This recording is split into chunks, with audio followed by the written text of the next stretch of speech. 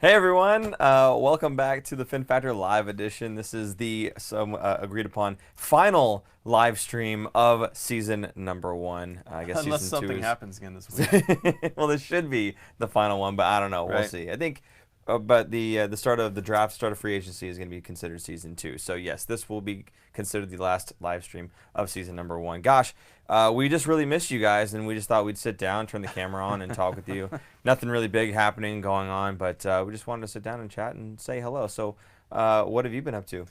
Um, Hey, the Nothing. Sharks signed Erik Karlsson to an 8-year deal for $11.5 million a year. Holy moly, majoli holy. Yeah, they missed the dad. The dad shoes. shoes, they're Yeah. back. They're The here. dad shoes Yeah, are it's back. good. Yeah. Yeah, wow, huge news. 8 years, $11.5 million. There's been some mixed reviews, obviously. You know what? There were mixed reviews when we first picked him up and Right. throughout the entire season.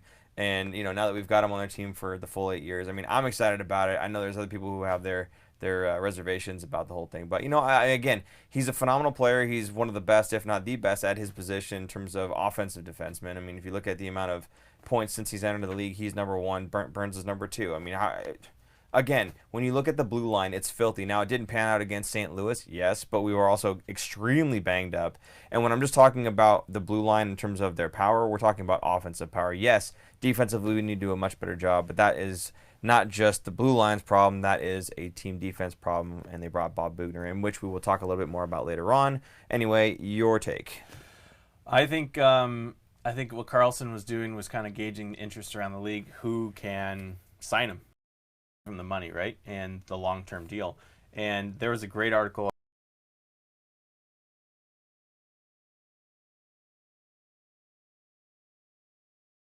Other than the Sharks, to see what they thought about the chances of Carlson going there.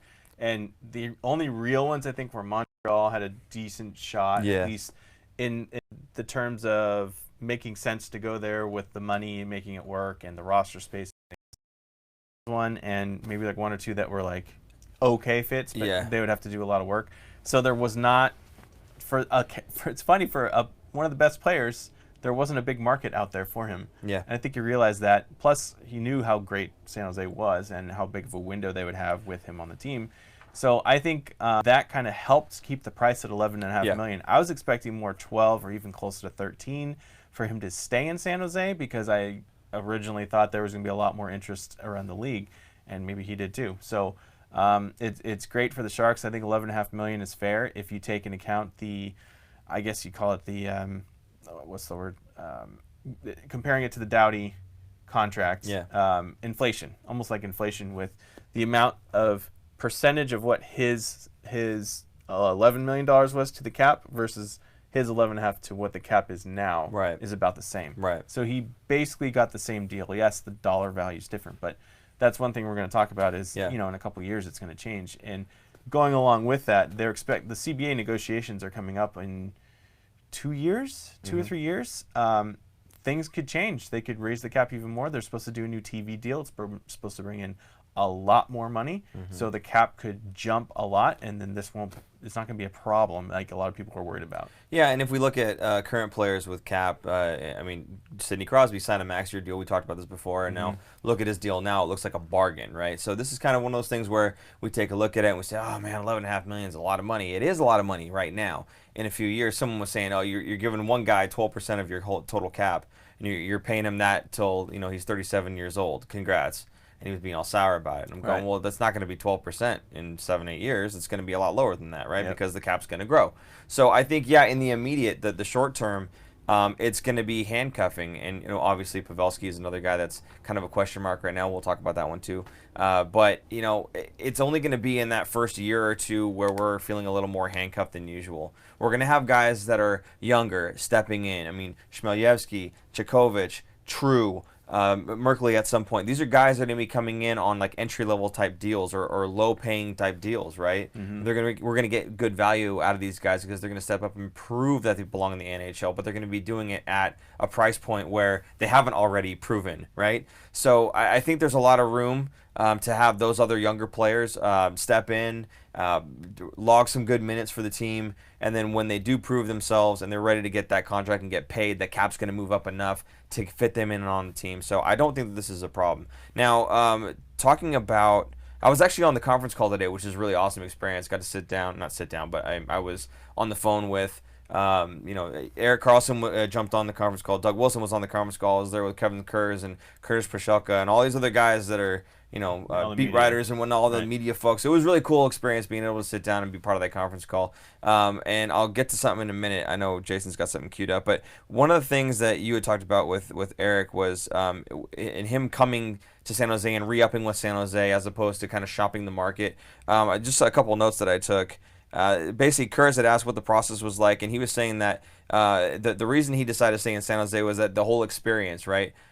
He was given the time and the space. He was never really pushed to make a decision. The talks intensified in that last week or two, but prior to that, we as an organization, the San Jose Sharks, had given him enough space and enough time and never really pushed him into a decision. They let him just kind of enjoy his time in San Jose and see what it was all about without kind of force feeding it down his throat and saying, you should sign, you should sign, you should sign. Right? So they let the city and the organization do the talking, basically. Exactly. Yeah. And then they really did. They really kind of just stepped back and said, just play the game, enjoy the locker room. We'll get back to you. And then they finally ended up getting back to him. And for him, that was one of those things where he said I'm trying to see where I had wrote this down, but it aligns with his views. It was in line with his values, is what he said. So it was an easy decision for him to make. Now, this is something that he was basically kind of all along saying he wanted to stay in San Jose. Montreal, I think somebody asked about this. Montreal was never really a front runner for him. He would always wanted to play back in San Jose. And people talking about him going back to Ottawa, that just never made sense because Ottawa is not a team. They already moved on. Right? They moved on. They're not going to be a playoff team. It doesn't make sense for him to want to sign a big contract back in Ottawa. Why? Because of his wife? I'm not buying that. In fact, he even mentioned something about that because somebody had brought up a question about Melinda. It says, she's very happy. She's on board, supportive. She felt it was the best decision. It was a hockey decision, my decision. These were Erik Karlsson's words. So she basically, saying, hey, this is you, man. This is your decision. This is your livelihood. Hockey is your thing. And you're signing this contract. It's all about you. So if this is where you want to be, I'm on board. And this is basically the paraphrasing words of Melinda. And this is kind of what I said. I was saying, you know what? This is a guy who's got enough talent, enough skill to play anywhere he wants to play. And if he chooses to play in San Jose and that's where he wants to be, he likes the culture here and everything else, that's just part of being a hockey wife sometimes, or a hockey spouse. We don't want to eliminate anybody from that discussion, but that's just part of it, right? That's just part of it. You go where the player goes. And that's all there is to it. I really miss their livelihood. This is what is paying the bills, and they want to be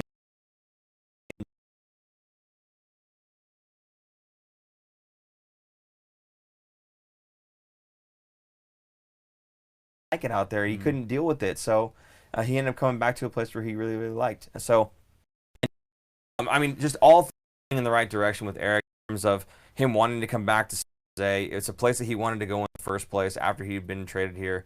And Melinda was on board, and everything that he saw from up and down, they treated him the right way, and he's really excited about not making just runs over here in the next 8 years. Yep, our audio is cutting in and out apparently. I talk too much. Comcast. Yeah, you can blame Comcast. We do have Joe in the studio. He's dying over here in the corner if you can hear him coughing. Audio cuts like Barkley Gaudreau in Game 7. Oh, that's good. That's filthy. A lot of people are saying Pavelski's going to be gone now because of this. Okay, so Doug Wilson actually brought that up, and he had said he was talking to Kurz because Kurz finally, everybody was beating around the bush, asking about questions. Pavelski? Hey, let's ask questions about Erik Karlsson and whatever else. I actually asked a question too, which we'll get to in a second.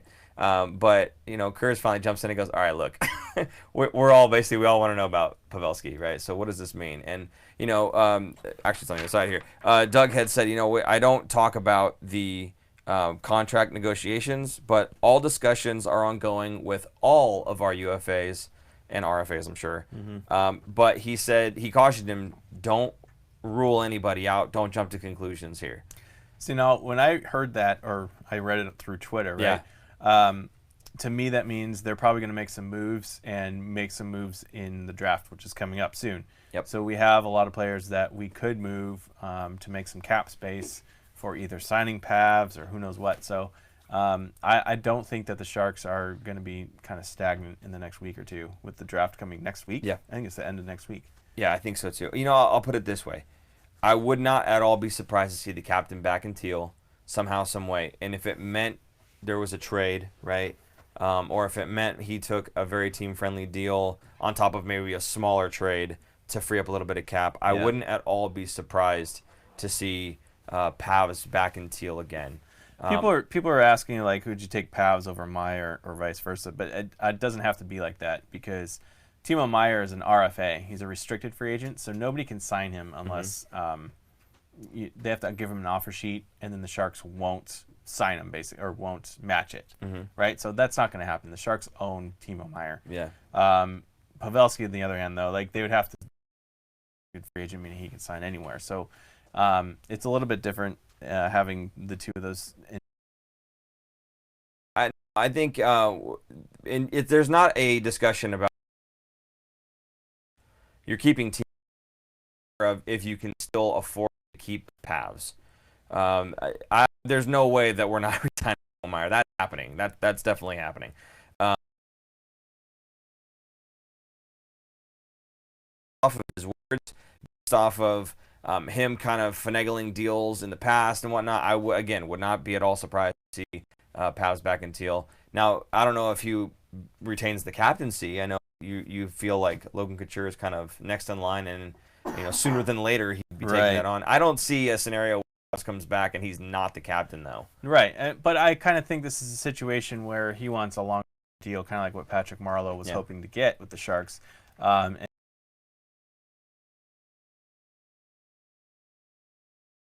deal, or maybe they're only on a deal, right? So it could be not about the longevity, the term of the deal. Letting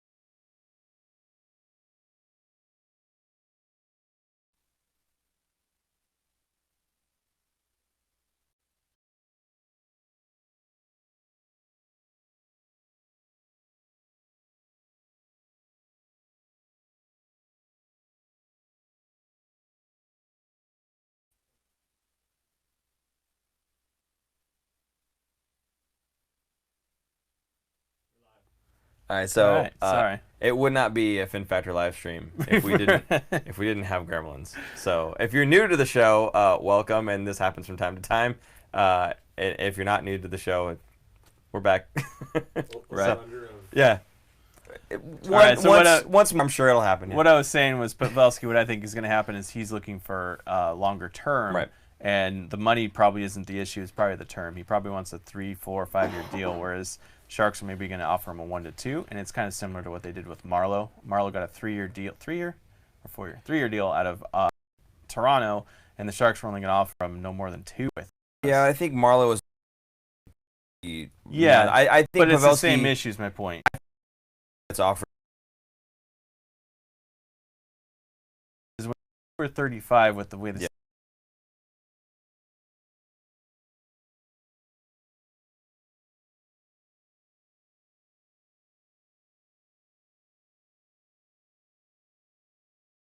because what they, and this is all the GM's fault, by the way. You remember Kovalchuk in New Jersey?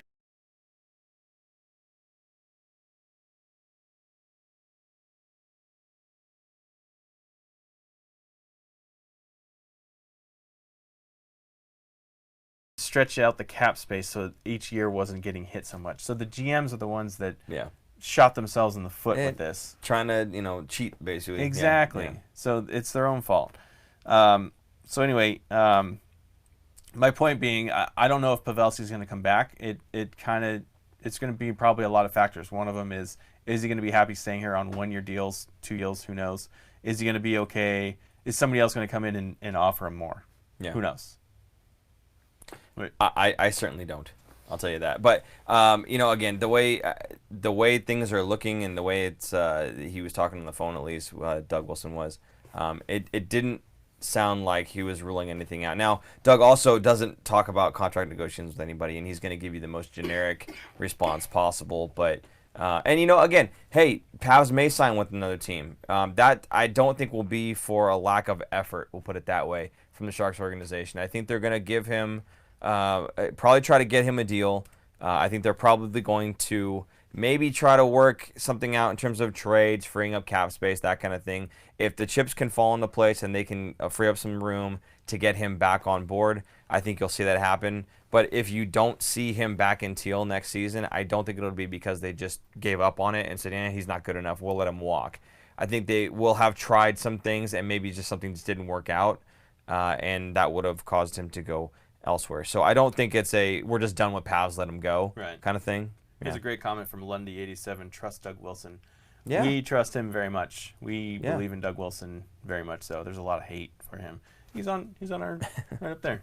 El Capitan, the original captain. Let's not forget that we were supposed to have John Tavares at $13 million. Right.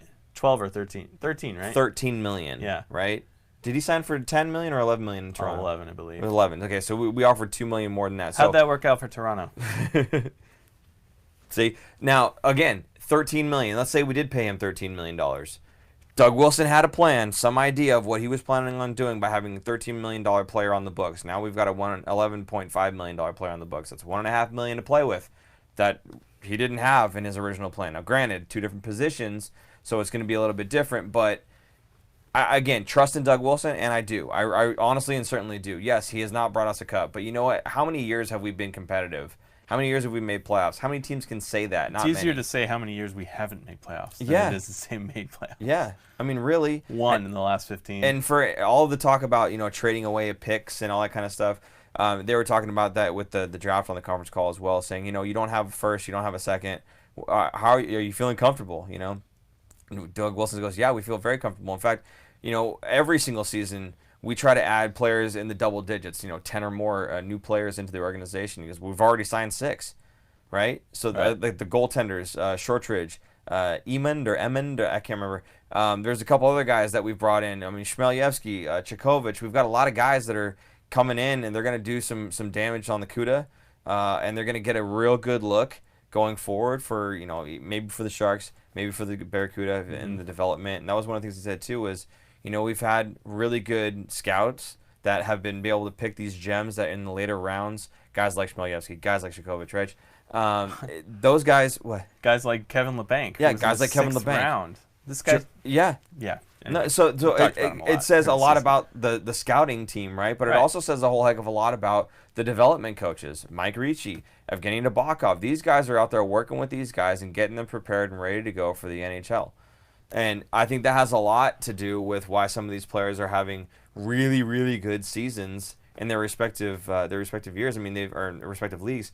They've had some limited experience with some of these other guys. Joachim Blichfeld for another. He's the leading scorer in the W, right? I mean, that's huge. That's massive. So we get these guys back in the fold on the AHL side of it. Them some faster paced experience. They might be ready sooner than later. The Barracuda are almost so deep, or they are so deep that Dahlin decided to go play back home in Sweden or somewhere, right? I thought that was in the news last week. I think so, yeah. Because he's not going to get enough playing time out here. Yeah. So maybe there's going to be some roster spots open up on the Sharks that'll move up some of that. I think there will be. Yeah, so I think it's not like the Sharks need to add a bunch of blue chips. I mean, every team needs to add blue chips to their cupboard, but I think the Sharks are going to be fine for the next couple of years. I mean, especially this draft, right? They don't have many picks at all in this draft, as far as we know, going into the draft. But I think they're going to be okay. Yeah. There's not. Who knows? Some players that I'd like to see get moved. because of their cap or because of the cap space. Maybe Justin Braun, Aaron Dell, but who's going to want him, right? Yeah. That's the problem at $1.9 million. Who's the other one? There's not really. I mean, people want not Melker Karlsson, but again, who's going to take Melker Karlsson? Actually, I could see teams taking Melker. I really could. Really? He's at $2 million. $2 million? A fourth liner at $2 million? I honestly, I could see that happening though. I honestly could see Melker Karlsson. Look at what the guy brings, right? Yeah, he's cost $2 million. $2 million is not that much cap space. Yes, he's a fourth liner, but you're getting a very reliable guy on the PK. Very reliable minutes for those fourth line guys. Yeah. And it's not like all he does is crash and bang. He's not like a Ryan Reeves type player. He can actually put the puck in the net. And this is a guy that played alongside Joe Thornton when he first broke into the league. He's playing on the fourth line because we're too deep. Right. And because he's very good defensively. So this is a guy that, very easily could be, a third line guy that can score on another team that needs some extra depth scoring. So I could see Melker Karlsson getting moved. Don't let that $2 million cap hit swayed you on that one. Don't take my trade on, or me wanting to trade Justin Braun as like I don't like him or something. Oh, I no. think he's great. No. I just think at 3.8 and his UFA coming up into next season, he's a candidate to be moved. I wouldn't be surprised. And he's 32 versus Dylan, who's 3.2, a little bit cheaper. He showed a lot of great chemistry with Karlsson. So it's like if we get rid of Braun, do we sign Heed for a lot cheaper, right? That frees up cap space. I'm just trying to figure out how we could sign Pavelski and make some cap room, basically. Yeah. No, it's not that you want to get rid of him. It's that you may have to get rid of the guy. I mean, if you want Pavelski back, you have to make some sacrifices. Obviously, Erik Karlsson was not going to be one of those sacrifices, right? I mean, I almost feel bad for Braun because he should be getting more ice time than he is getting, and he would get much more ice time on another team. But that's a reason to trade him, right? Career-wise, it's good for him to go and play somewhere else because he would get a lot more ice time. It's better for him as a person. I agree. Which is what I look more about, and instead of the Sharks' little circle kind of thing. You have to think a little bit more outside the box than that. So anyway, that's why I said Braun, just because of his contract. Yeah, I mean, look, realistically, we've already got, guys. Okay, so you got Burns, Karlsson, and Vlasic. Assuming they're all playing on different lines, and even if they're not, Braun is considered now, the bottom pairing. And like Aaron said, he's much better than a bottom pairing defenseman. So for him, he would like to get more ice time. For any other team in the league, they would love to snag a Justin Braun and put them in their top 4. So I think he's a prime candidate to be moved. It's not saying just because you trade a player doesn't mean you don't like him or you think he sucks, right? It's just that he's a prime candidate to be moved. And I think that he makes the most sense on our side, and he would make a lot of sense for other teams looking for a defenseman. It's not like you're unloading a guy like, for me, I'm not high on Joakim Ryan. I know some people are. He's young. He's an RFA. I'm not high on Joakim Ryan. To me, it wouldn't make sense for another team to necessarily want to take him because he didn't show anybody anything during the season, during the playoffs. He really didn't do anything that was noteworthy. The only thing I would do is maybe qualify him just in case someone gives him an offer, and then you can either take the draft picks that's going to come with it, or you could let him go. Counter it. Counter it. Keep him. Yeah. Like you match the... No, you let him go, you get the picks. Right. So, yeah. Okay, I want to say something about... the Doug Wilson, him chatting. He said Erik Karlsson, it was huge for Erik to get this done before July 1st because he was a team first type of guy, and he just wanted to make sure that it was done and out of the way and that he didn't have any other distractions or anything to think about or anything to move or blah, blah, blah, blah. He wanted to get all this stuff done and figured out before July 1st, and Doug Wilson was saying, it's obviously good for the organization to lock him up before he talks with anybody else, but good for Erik Karlsson because he didn't want to have to deal with all the stress of everything else that was going on. So when he got the offer, it was very easy for him because again, this is where he wanted to be. He didn't have to worry about everything else that would happen if he did wait till July 1st. That whole turmoil and storm, everything that goes on during that time. So again, from Doug Wilson, basically saying that this was good for Erik Karlsson, good for him to get it done. So. VGK coverage, welcome back. Oh, welcome. $1.99, thank you. Mark Stone versus Erik Karlsson for 8 years. Woo! I will take Karlsson over Stone 8 years out of 8 years. I think so. I think Mark Stone is a little overpaid, personally. You think he's a little overpaid, or do you think he's overrated, or do you think both? I don't think, the overrated comes with the pay now. Okay. Right? Okay. I just think, to me, let me pull up his contract. He got $9.5 million for a right winger who doesn't kill penalties. He's only offense. Better be putting up a lot of goals. You know, my point being that he's not on the ice as much as Karlsson will be. Yeah. So you're paying almost more money for it. It's the accountant. And I like you brought up a point earlier too. You know, Erik Karlsson, he's maybe not known for his defensive prowess, but he is a guy that plays on the penalty kill. He's a guy that plays on the power play. He plays five. I mean, he plays in all situations. I mean, look at last year. Yeah. In the calendar year, because he played for both Ottawa and Vegas, he had 73 points in 82 games. Yeah. I think 82 games. I don't want to do the math. So, the year before that, 62 points. The year before that, 54 points, 61 points. Like, he's never scored. I guess he scored 30 goals last year, split between the teams, right? But to me, I don't see the value there. I think he's overpaid. I think I'd rather see that at a $7 to $8 million. I think that would have been a little bit better. So $9.5 million to me was overhyped, overpaid. No, that's fair. But welcome back, VGK coverage. It's so great to have you back in here, man. We appreciate it, and we love that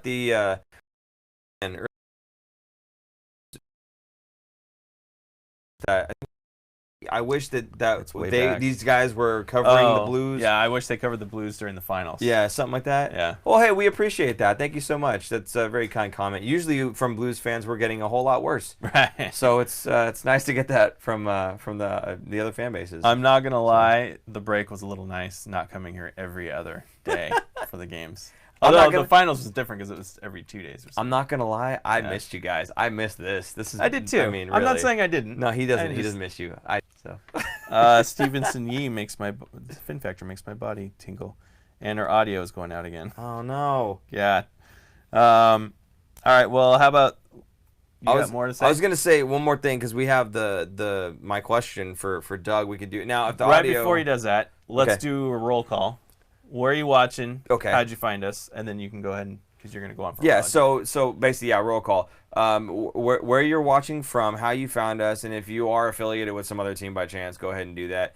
And while you guys are doing that, we'll go ahead and play the audio from the conference call with Doug Wilson, where I got to ask a question. Very exciting stuff. So there we go. Take it away.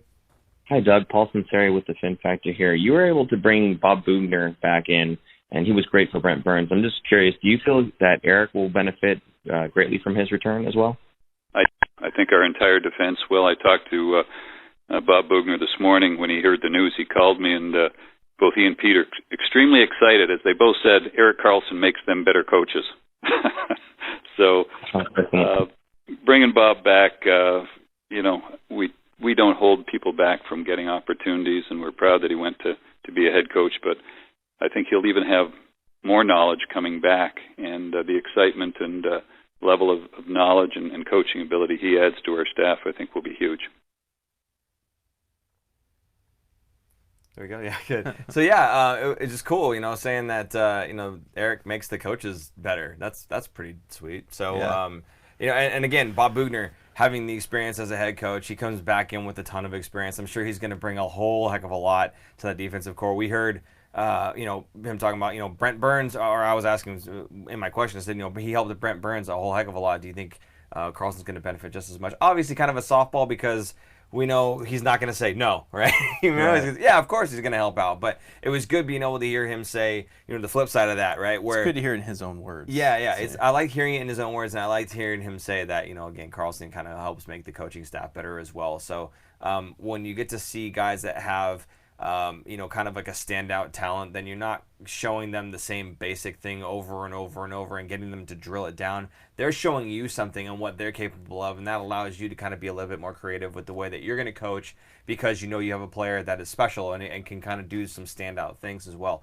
So I don't know, it was just kind of fun being able to be on the conference call and ask the question and getting the response and everything. So I thought we'd highlight that. So go ahead.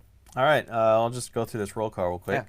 Yeah. Abraham from Vancouver, British Columbia, found us on YouTube.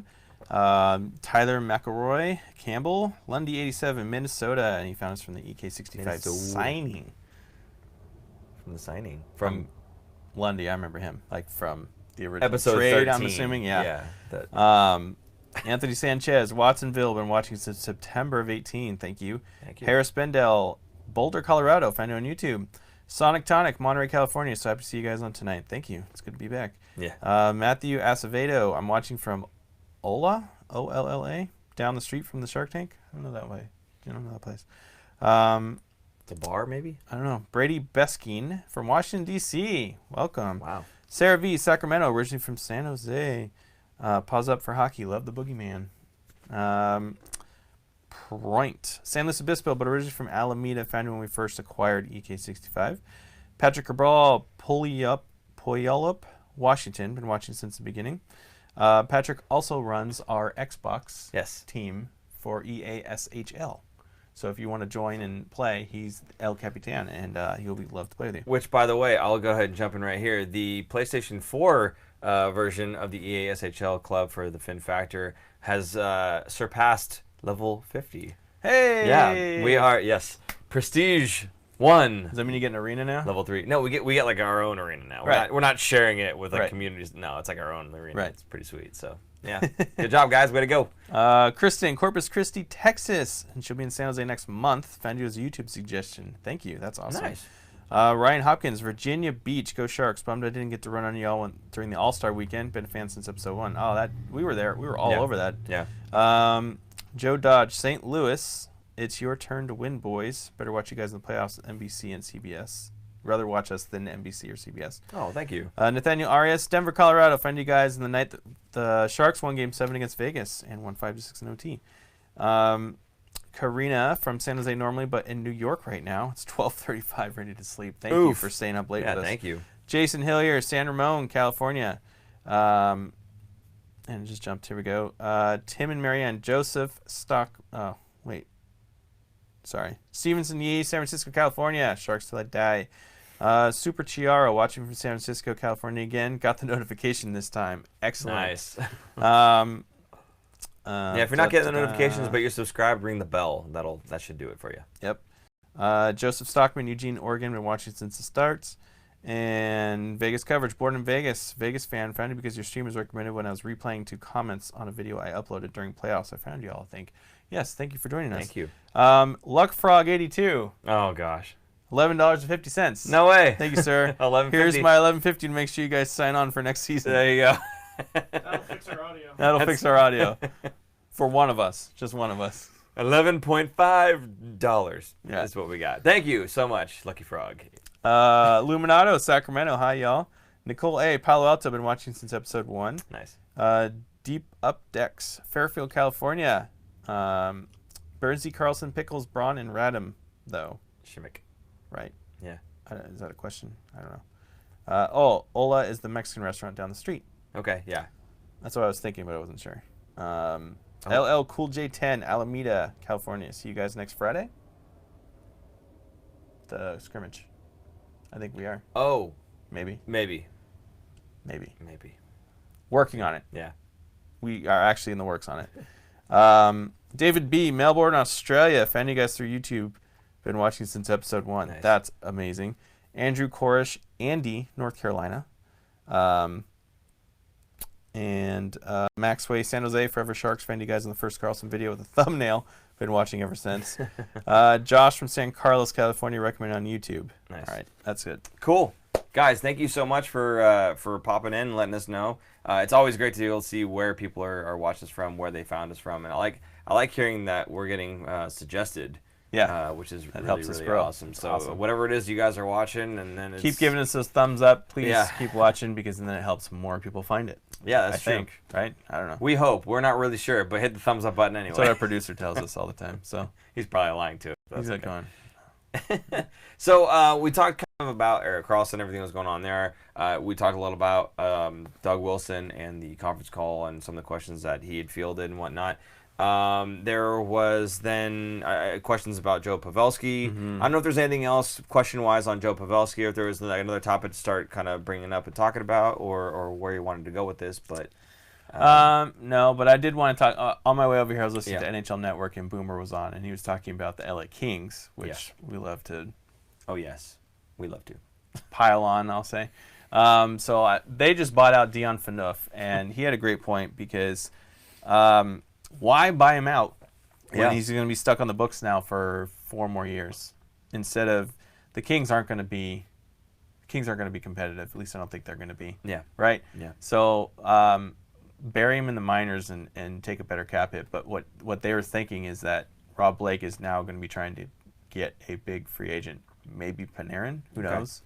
I almost think that Rob Blake is kind of in that position because LA is such a big market team that they need a player like that, kind of like the Rangers in a way, where they need to have a big free agent person there just to sell tickets. Okay. Not necessarily to be competitive, but it's a business and they have to sell tickets. And the Kings and the Rangers, like those teams, they're kind of like those teams where there's a lot of celebrities in the area and they like to be a who's who and who is at the game. And if they're semi-competitive, maybe like just bubble team getting into the playoffs, they're going to see more celebrities there, which brings more people there, which puts them in the news more. So it's a whole different kind of thing. So,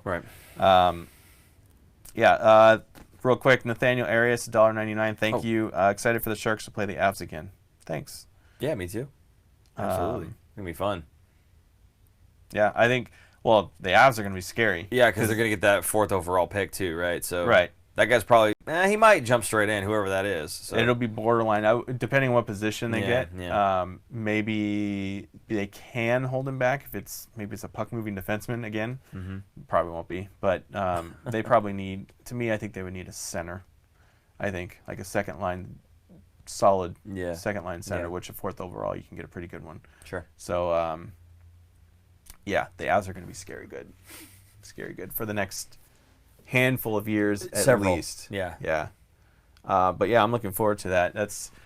I wouldn't be surprised if the Sharks are playing Colorado again in the playoffs in the coming years, right? Yeah. Let's just say it that way. I guess. No, that's probably a good bet. That's probably a really good bet. Yeah. Whereas Vegas, I don't know, man. I don't know. They barely made playoffs this year, and I was expecting them to almost be a bubble team, and in a way, they were. Yeah. Thankfully, because the division was so weak, they were able to get that 3rd place pretty well. But if they were on the East Coast, they wouldn't have made playoffs. They didn't have enough points. So I don't see Vegas getting stronger. Okay. I don't think they're going to tank. I'm not saying that. Yeah. I think they're going to be kind of where they were this year, kind of a bubble playoff team. Okay. And it all depends on the health of Marc-Andre Fleury, who is not getting younger. Or healthier. No one's getting younger. Come on. He's not getting healthier. Yeah, that's true. No, I think kind of in the same vein that Erik Karlsson spending his first year in San Jose as like a full year in San Jose, I think Mark Stone will at least have the benefit of starting the year in Vegas and being able to play with them and their system and gel with them as a team.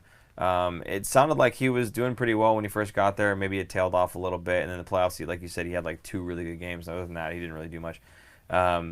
But it was the games that Marc-Eduard Vlasic was out, right? That was when everybody was scoring. Marc-Eduard Vlasic comes back in, and it kind of dies down a little bit. He's kind of like the goal police cop, right? So, right, yeah. But, so at least Mark Stone will get the benefit of being able to play with Vegas at the very beginning of the season and getting used to their system and everything, the whole camp and everything else that they go through. I expect them to maybe be a little bit stronger, but I don't know. We'll see. Don't sleep on the Yotes in the Pacific this year from Twisted Wrister Hockey. I'll sleep on them. Really? They are good. I'm not saying they're bad. Okay. But I could see them bouncing with Vegas being that 3rd spot in the division / bubble team kind of. So you think Edmonton's below that then? Oh, still? yeah. Yeah? Yeah. Edmonton's defense is a mess. Their goalie situation's a mess. They gave too much money to a guy who barely played the season, and he was barely above the league average, right?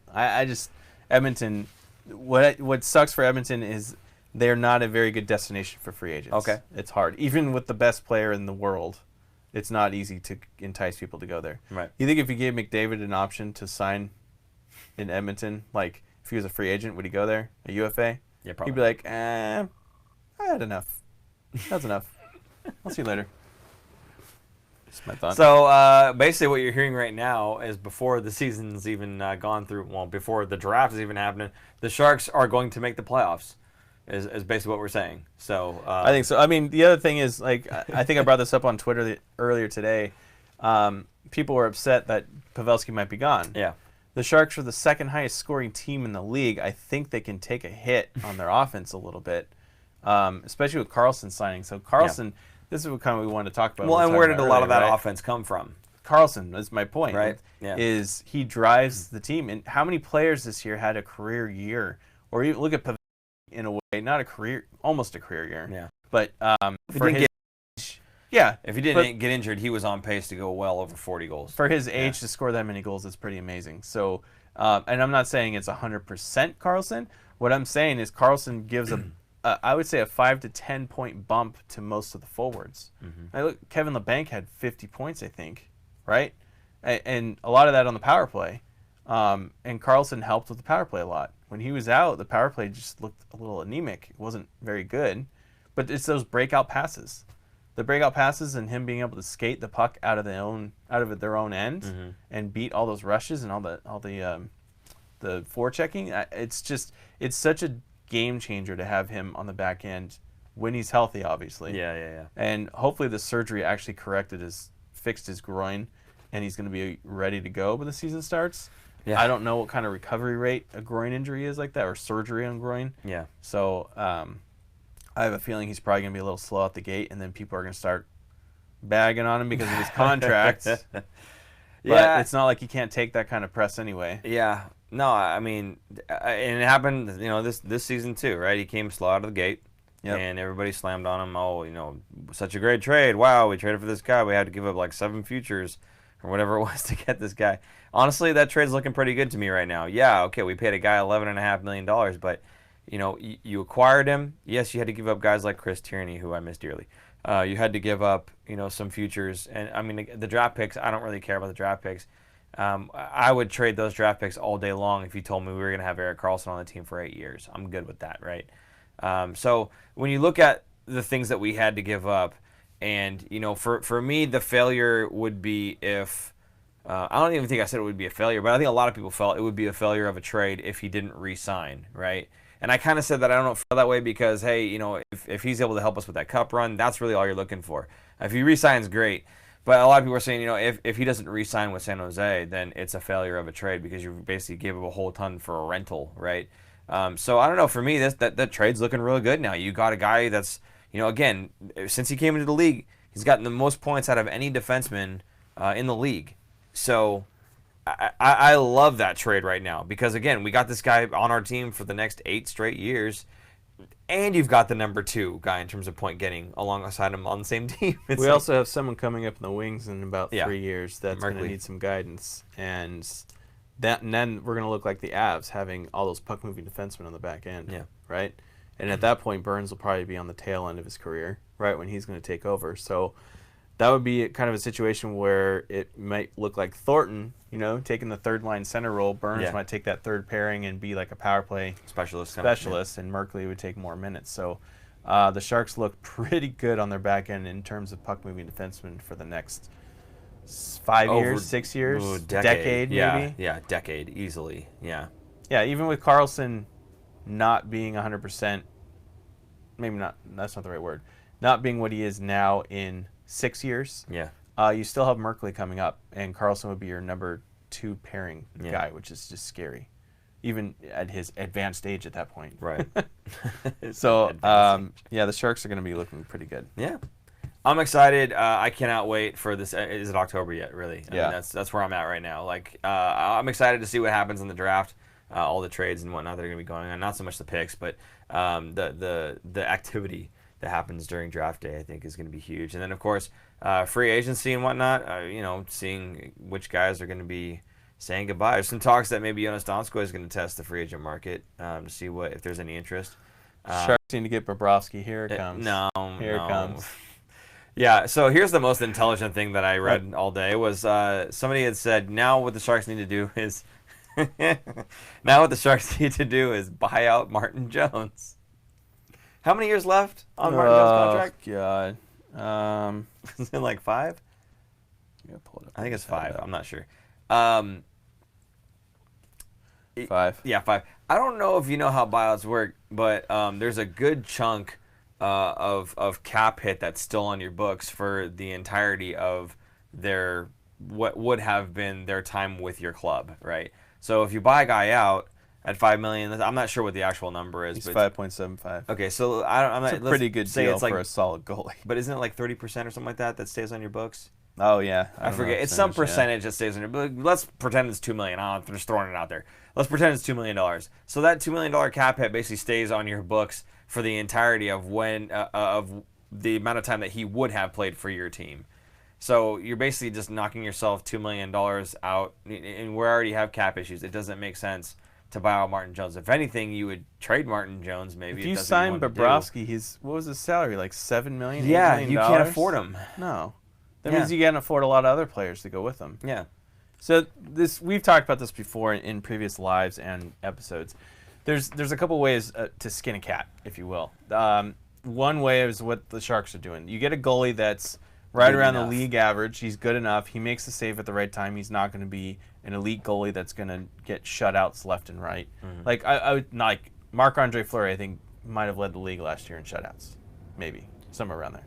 But anyway, my point, you could spend a lot of money on one goalie, like Carey Price in Montreal, then not have enough cap space to get good defensemen to surround that goalie and make it better. Sharks are doing the opposite. They get a decent goalie for, I think, a pretty good price. I think so.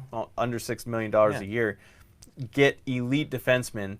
Granted, Burns and Karlsson are not elite defensive defensemen, Right. but they're going to possess the puck. They're going to keep, almost like in football, if you control the ball and can move the ball however you want, the other team, you keep the other offense off the ice. You keep the other, or off the field. You keep the offense in the defensive zone. For hockey, you're going to control the game. You're going to win more than you're going to lose. Okay, and let's look at the other side of those pairings, right? So Brent Burns, we're going to have Schimmick back. Does Schimmick cost any money? No.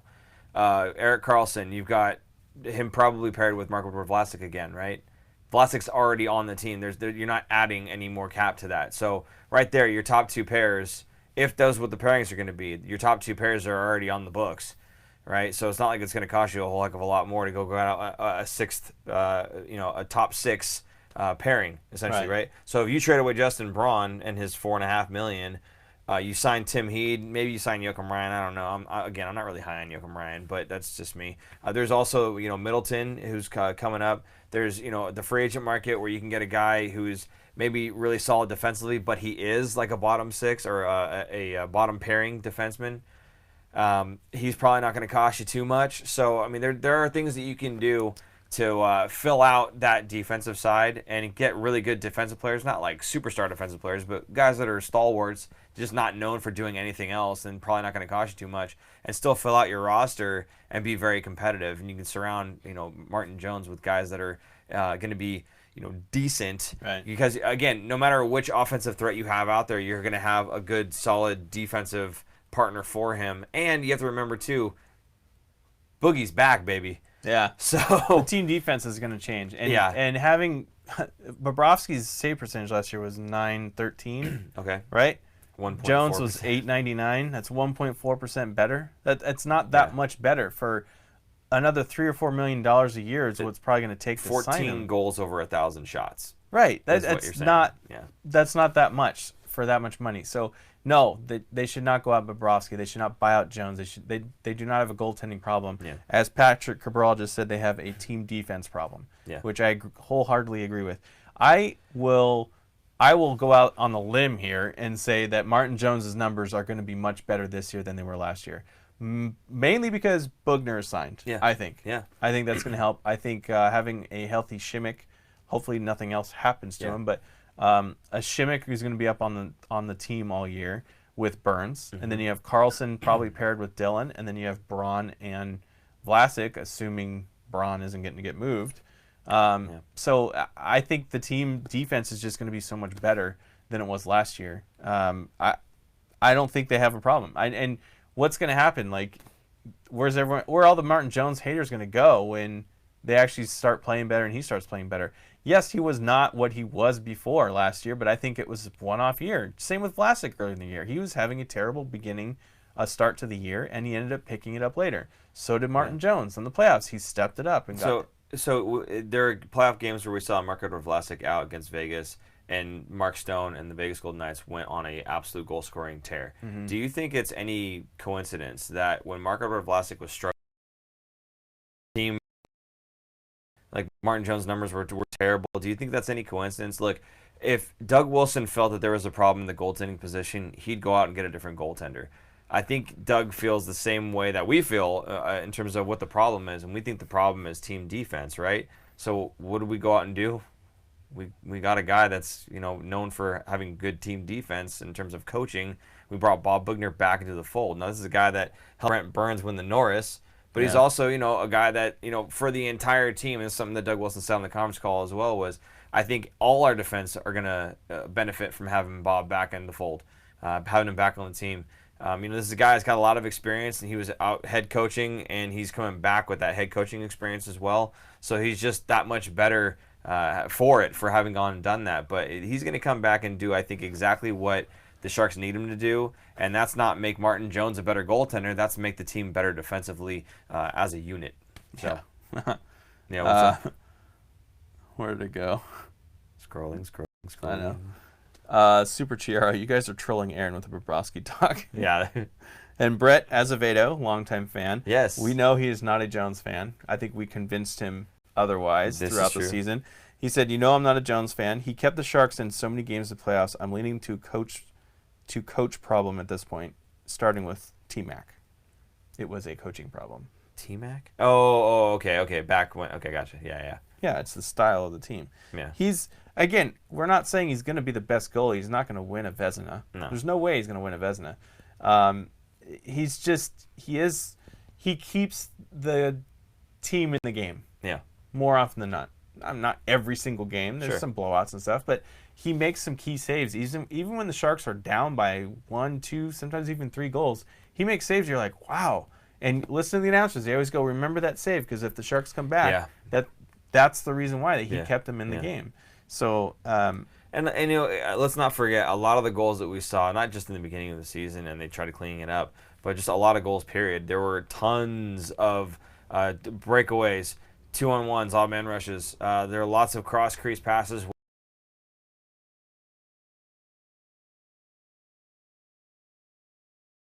A lot of things that we were not doing as a team defensively. And again, this is where I think Bob Bugner is going to come back in and really help the team lock that stuff down. If we clean that play up, I think Aaron is absolutely right. You're going to see Martin Jones' numbers jump. And it's not going to be because Johan Hedberg has a new way of helping Martin Jones learn how to play goalie. It's going to be because the team defense in front of him is playing better, and that's going to reflect in the goaltending. I'm using air quotes podcast. The goaltending stats. These are not goalie stats. These are stats that are, it's like a team thing for me. I know people like to say, no, save percentages. It's all save percentage is the goalie. No, it's really not, because if it's a cross creaser and you're sliding across and it goes in, that's not worth. That's more difficult to make than when you're just standing in front of it. So there's a difference. So if you're constantly letting these high danger chances go in, your save percentage is going to take a dive. And your team defense lets in 30, 35 shots, and you're letting in 3 goals, and then they're letting in 15 shots, but a lot of those are high danger. Yep. And you're letting in 2 goals. Mm-hmm. You're getting torched on the save percentage. What was the stat we had during the playoffs? It was the first 10 shots that I think it was St. Louis. First 10 shots, they were all in the slot. High danger. Yeah. They had 10 shots in the period. All 10 of them were in the slot. Just like, you can't allow that. So, again, I think this is where Bob's going to come in and say, hold on, let's do it my way. And I think they're going to clear things up quite a bit. So I think what was going on was the defense were they were leaving their home base in a way, kind of chasing players into the corners. Yeah. I think Bugner's going to protect the house. Get those guys to stay a little bit tighter in front of the net. Yeah. Take away all those high danger chances as best as you can. Yeah.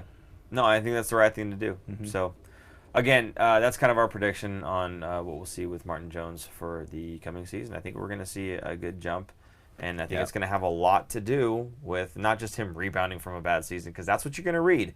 Everybody who's writing articles is going to say that, oh, Martin Jones, can he rebound from his season? But it's going to be because Bugner comes in, helps the team defense out. We're all going to play a little bit better in front of him, and his numbers are going to reflect that. I think that's what we're going to see. Any free agents that you'd like to see the Sharks sign? I have to go through that list of free agents because I'm sure tell you right now, there's nobody high end there that they'd be able to afford for one. Yes. And that's why I feel like I would need to go through it. Do I want them to get Panarin? No. Sure. Yeah. No. You can't. That's just it, right? You can't get these guys. So like Panarin, Bobrovsky, Duchesne, all these guys who are set to become free agents, it's just not going to happen. Those huge names, right? What I would have to look through is see some of the smaller names, some of the lesser knowns, some of the guys. I mean, I think last season I was talking about maybe bringing Jordy Benn in because he had 1 year left. Well, that should mean that he's a UFA this season. Maybe he's a guy that we take a look at. And if he's a guy you could pick up for like $1 million, $1.5 million, are you kidding me? I'll take Jordy Benn. People are saying Alex Edler because he's Swedish and he's best friends with Karlsson. Yeah, actually. But he's 33. He's tiny. He gets injured too much. If you're looking for $5 million, what he no. made last year, I just don't see it unless he signs a really, really team-friendly deal. But our defense isn't a problem. Our puck-moving defensemen are not a problem. I'd look for a guy that has absolutely no offensive capability whatsoever. And he's a bigger guy. Yeah, I mean, just like that's a crankshaft kind of guy. I wouldn't be surprised if our fourth line kind of gets retooled in a little way where we get bigger, faster, stronger, kind of. Yeah. Because of the way that St. Louis. It's funny when a team wins a cup, everyone goes, "How do they win?" Right? And then they copycat the cup winners, and because St. Louis won, and that fourth line I think helped them at least get to the finals, maybe not win it, but they got them there. Teams are going to look at that and go, "Wow, we need bigger, faster, stronger guys that can have skill too, not just goons out there, but guys that are going there and hit hard." I think that's kind of the way the league is now going to start leaning, at least for next season. Yeah. No, I mean, don't like, but whatever. Could be the case. I don't know. And if that's the case, does Melker Karlsson still belong on this team then? If we need to go bigger, faster, stronger, I don't know. So that could be, again, there are a lot of guys on the team that we may or may not be seeing next season. A lot of it has to do with the signing of Erik Karlsson. I don't see that as, it's his fault or anything like that. It's just it's a necessity in the game. It's part of playing in a cap league. And, again, I think that when you have the opportunity to lock up a guy who's as skilled as Erik Karlsson is, you have to do it. So this isn't a choosing choosing Karlsson over Pavelski and, choosing one player over the other. It's saying, okay, what are the priorities? The priority is to lock up the guy who is the best player at his position for a very long term because he's only 27 years old. So we'll take him for as long as we possibly can. That's the priority, and we'll see about everything else that happens. Now, again, Doug Wilson's looking at his options and seeing what he can do. Don't rule out Pavelski not being able to come back in Teal. I would not at all be surprised to see it again. So we'll see where that goes. I don't know if we're gonna have anything else in terms of another episode prior to like the draft or anything. I mean, if something big happens, obviously we'll jump back in the studio. But those questions are going to have to be answered, I guess, in season 2. Here. Most likely, we're going to do an episode after the draft, not before or during, because I don't think there's going to be anything huge that's going to happen. Of course, I'd say that now, and there probably will be, but I would think after the draft. Okay, I got a feeling. That tonight's going to be a really good night. No, not Thank you. No, I have a feeling that there is going to be a move made by the Sharks during the draft. I feel like we're going to make a move. I don't know what exactly it'll be. I kind of feel like a cap-freeing move, whether that's a Justin Braun or if it's a Melker Karlsson or Adele or somebody else. I think some of those guys are going to get traded just for like a very low-end draft pick during the draft. I don't know like a 6th, 7th round pick. Here's Aaron Dell for a 7th round pick. I disagree only because I feel maybe Aaron Dell, but I disagree because if it is Justin Braun, I think there would be many suitors. Right, I think Braun would get more, but like some of the other players that we have, lesser players, right? Sure, yeah. Like Aaron Dell being one. Mm-hmm. Maybe a team just needs a solid backup, which is what exactly Aaron Dell is. Yeah. And then that frees up, that's $1.9 million right there off the books. And then you bring up one of Cornosh or Bebo, probably Bebo, because he has he can't go down to waivers. He can't clear waivers. Yeah, I think Bebo is not the future, right? And that's why I would play him at backup. I think he'd be ready for backup. And duty. It's not Koronosh, it's Koshinosh. We learned. So we think Koshinosh might be closer to being the future. Now there have been other signings, right? Emond and the other goalie, Shortridge. Along with there's another goaltender as well. Bebo, Coronar, Koshinosh. It's spelled Coronar. I know, but it's the R's are sh. Emond and Shortridge are the 4 that are on there. Dan Ruzanowski would be proud of me. Just saying. He would. Shut your face. Sure. Anyway, anything else that we want to get to, talked about, or are we solid? I think we're pretty solid. Okay. Yeah, I think that's about it. That's about all our coverage right there. Very good. Short and sweet. You know, kept it about an hour. It was it was fun, guys. Hey, I really enjoyed doing this stuff with you guys, and thank you for sticking around. Thanks to the guys from Colorado and Vegas and St. Louis, Papa and and we're picking up fans and growing. And if you have not already, please subscribe. Yeah. And put on the notifications for our channel. And you can also find us on Twitter and Facebook at The Fin Factor or Instagram at Fin Factor. There you go.